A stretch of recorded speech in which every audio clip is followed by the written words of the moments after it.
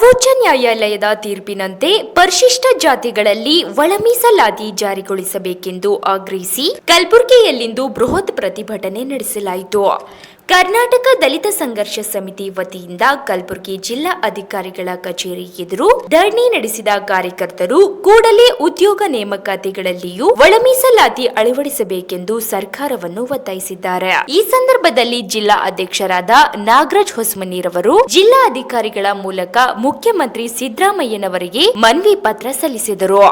ಸುಮಾರು 35 ವರ್ಷಗಳಿಂದ ಮಾದಿಗ ಸಮಾಜವನ್ನು ಹೋರಾಟ ಮಾಡಿಸ್ಕೊತ ಬಂದಿದೆ. ಈ ಒಳ ಮೀಸಲಾತಿ ಹೋರಾಟದಲ್ಲಿ ಅನೇಕ ಹೋರಾಟಗಾರರು ಮತ್ತು ಅನೇಕ ಕುಟುಂಬಗಳು ಪ್ರಾಣವನ್ನು ಕಳೆದುಕೊಂಡಿದ್ದಾವೆ.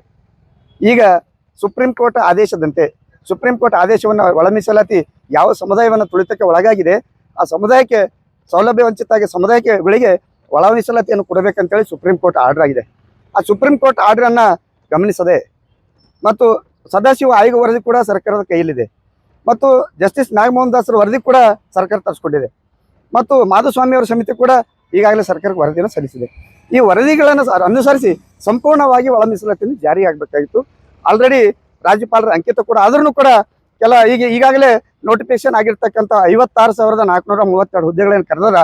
ಆ ಹುದ್ದೆಗಳನ್ನು ಒಳ ಮೀಸಲಾತಿಗೆ ಹೊದಿಸಿ ರೋಸ್ಟರ್ ಪದ್ಧತಿ ಪ್ರಕಾರ ನಾವು ನೇಮಕ ಮಾಡ್ಕೋಬೇಕಂತೇಳಿ ಸರ್ಕಾರಕ್ಕೆ ಒತ್ತಾಯಿಸಿ ಇವತ್ತು ಜಿಲ್ಲಾಧಿಕಾರಿಗಳ ಮುಖಾಂತರ ಮಾನ್ಯ ಮುಖ್ಯಮಂತ್ರಿಗಳಿಗೆ ಮತ್ತು ರಾಜ್ಯಪಾಲರಿಗೆ ಇವತ್ತೇನಪ್ಪ ಅಂದ್ರೆ ಮನವಿಯನ್ನು ಸಲ್ಲಿಸ್ತಾ ಇದ್ದೀವಿ. ನಾಗರಾಜ್ ಹೊಸಮನಿ ಅಂತೇಳಿ ಕರ್ನಾಟಕ ದಲಿತ ಸಂಘರ್ಷ ಸಮಿತಿಯ ಜಿಲ್ಲಾ ಅಧ್ಯಕ್ಷರು ಡಾಕ್ಟರ್ ಎನ್ ಮೂರ್ತಿ ಸಾಹೇಬ್ ಸ್ಥಾಪಿತ.